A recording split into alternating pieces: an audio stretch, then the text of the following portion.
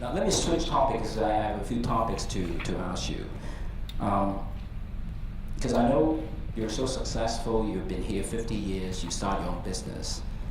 What are the key characteristics for success as an entrepreneur? Well, I would say at the top of the list, the one that they have to understand is perseverance. Because I think in the establishment of a business, of course, you go in with, an entrepreneur would go in with great ambition and hopes and whatever, but they're going to run into problems probably from the beginning and certainly on the way through in developing a new business.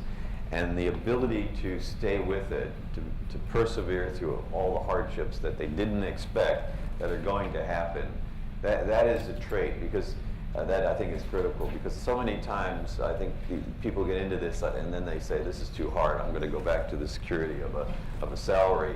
And if they really want to be an entrepreneur, be prepared for those issues and be able to have the fortitude to deal with them. I use the analogy, it's like getting on a bucking bronco or a wild horse and trying to stay on until you finally tame it and it gets... The other thing I would say, and this is my own view, is it takes a degree of patience as well. I've talked to young people that say they want to do their own business, and I say, well, what's your overall plan? Well, I want to build it up for 4 or 5 years and sell it. And I think, well, that's not really an entrepreneur, that's an opportunist in a way. And I understand, because they read about these issues where young technology people sell their business for huge amounts of money, and that's kind of creates a little light in their eye. But I think the reality, in my case, I wasn't attempting to do it all overnight. I was just going to be patient and watch it grow on a step-by-step basis. And in the end, it was quite successful as a result of that, dealing with the issues and just moving forward at what I call controlled growth. I never allowed myself to get to the point where I wanted to take a risk that would bring the whole company down if it didn't work out. I took risks, of course, but they were always ones that I was in control of. If they didn't work out, and over the years, certainly a few didn't, then you'd still have your basic company and you'd start again, I looked at your profile. You were trained as a aeronautical engineer, but why build Crown? I guess logistics is part of that. No, it's completely different.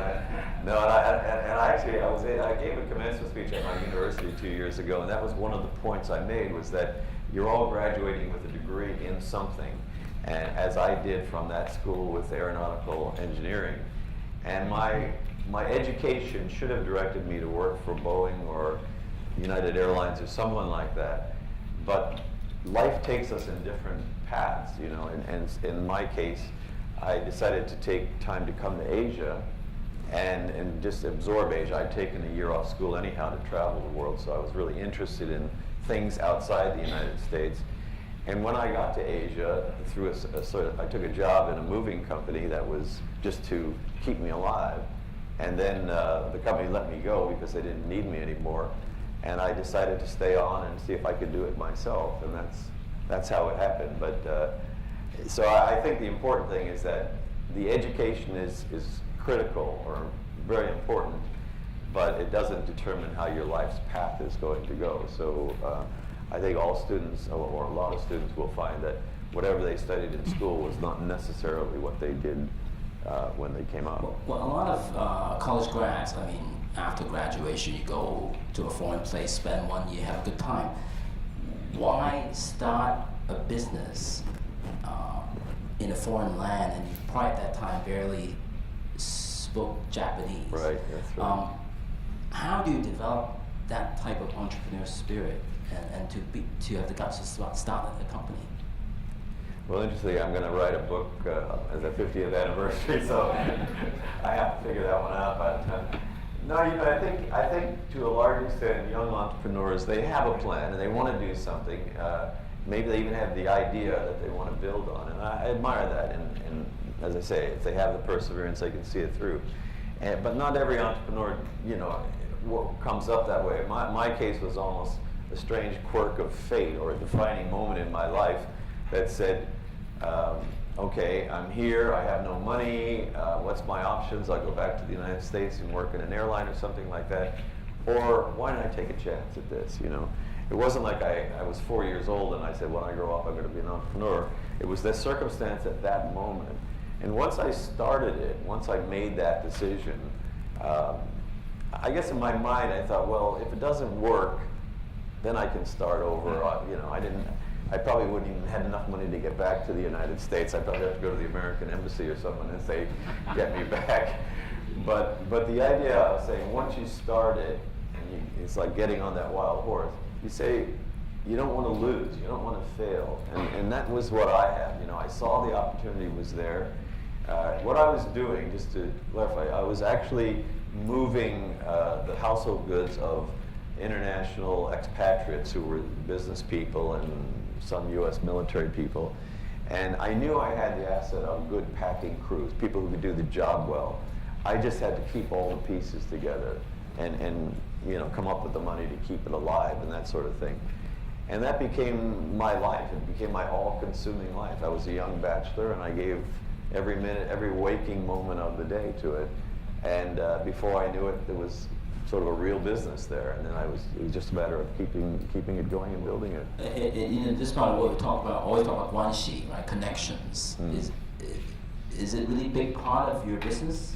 In terms of, I guess, relating to your employees or different suppliers and so on?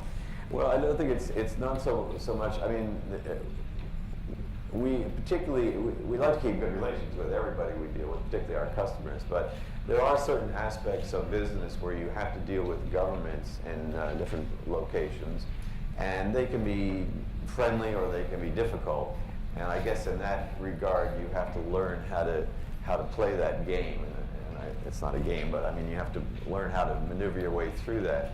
And if you get a good relationship, for example, we do a lot of customs work, you know, and so customs can be very easy if they know you have a good reputation as a company and you're not going to cheat them or anything like that.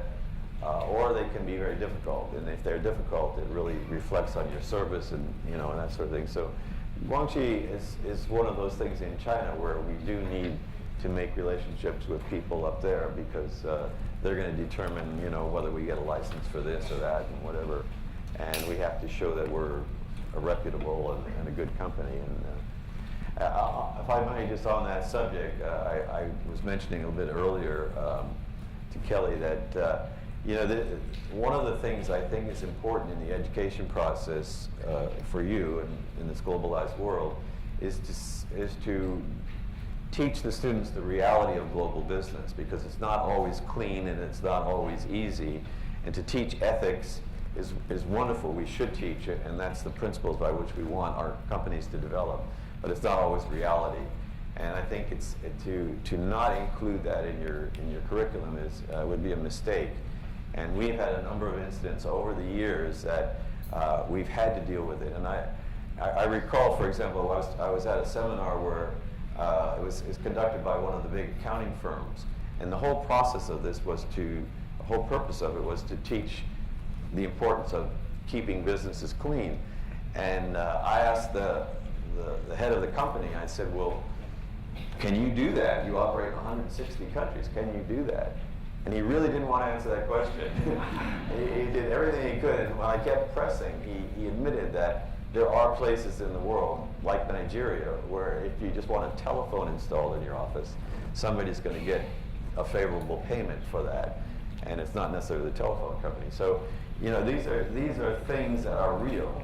And we've had problems in Indonesia, and we've had problems in other places, and that's the reality. Until the world becomes totally cleaned up, we have to realize these exist, and not to put that into your curriculum would be a mistake, because that's what they're going to face when they get out and deal in a global world.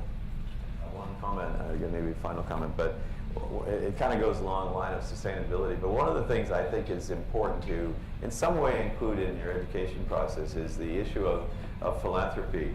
The reason I say that is because it's an issue that businesses often deal with. one argument could be said that we give dividends to our shareholders and they can do what they want with the money, give it away or whatever.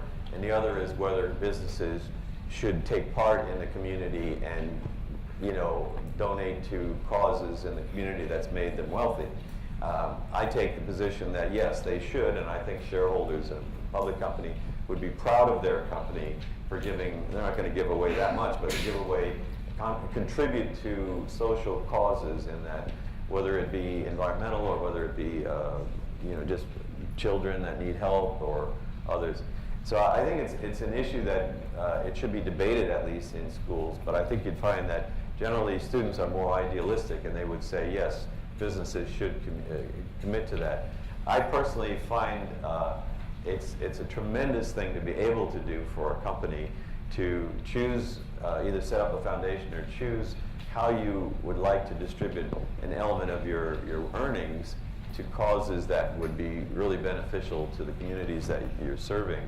And I know many businesses do, and that's important for the causes that they're helping. But I think at the level that you are teaching, I think it would be a great topic to put on your curriculum and discuss in some way as to what is the role of businesses and business people in that respect. We have found in our own company that by giving the green light, and we do a lot around the world, but giving the green light to employees, you find that so many of them that really want to do some significant things through volunteering or whatever, and that actually creates a bit of a cohesion among the staff. So the company does get a benefit by having a solid business team or a solid employee team by doing these kind of things. So I just wanted to add that as a thing that you might want to think about in your business. Yeah, program. I think what you're talking about is related to, I guess, corporate social responsibility in that type of direction. Yes. That I'm sure a lot of the business schools are now contemplating how to incorporate that in our curriculum. I think it'd be great. Well, with that, thank you so much, Mr. Thompson, for